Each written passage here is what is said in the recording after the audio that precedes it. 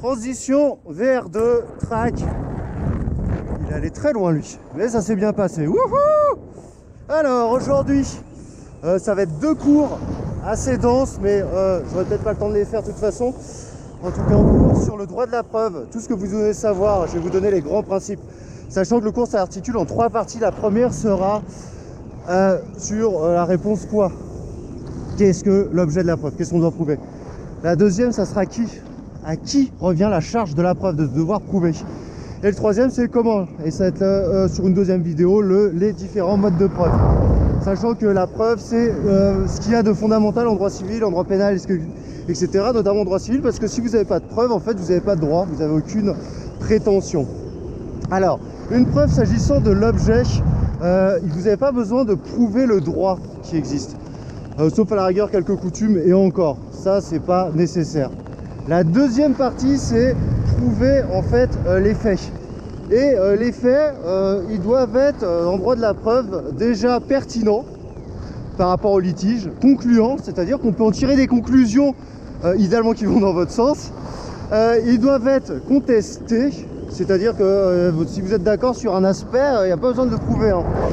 Et contestable, c'est-à-dire qu'il y a des faits, il y a des choses que vous ne pouvez pas contester, notamment sur certaines présomptions irréfragables. Dis donc, je regarde rapidement, il y a du vent, on met du temps.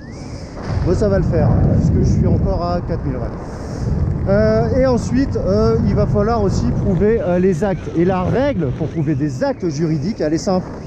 De base, ça doit être écrit. Et ça, c'est depuis des siècles en France. La preuve, elle est seulement écrite. C'est ça qui est recevable. On verra, il y a quelques exceptions, notamment si vous êtes sur des montants inférieurs à 1500 €, sur certains types de contrats, si vous avez une impossibilité d'écrire, soit parce qu'il a été perdu, soit une impossibilité, on va dire, d'ordre plutôt moral. Alors, je vais le laisser faire son approche, oui. Et enfin, ça, une fois que vous avez prouvé les faits, les faits, là, vous pouvez commencer à vous demander à qui revient la charge de la preuve. La règle est simple, écoutez bien, celui qui a une prétention doit être en mesure de la prouver. Celui qui n'est pas d'accord, qui se sent libéré d'une obligation, eh bien, à l'inverse, il doit le prouver. C'est aussi simple que ça. Vous dites que vous avez des droits, il faut être en mesure de le prouver. Il y a quelques exceptions qu'on verra, notamment sur les présomptions. Et les présomptions, je vous renvoie à une autre vidéo où j'ai donné quelques bases.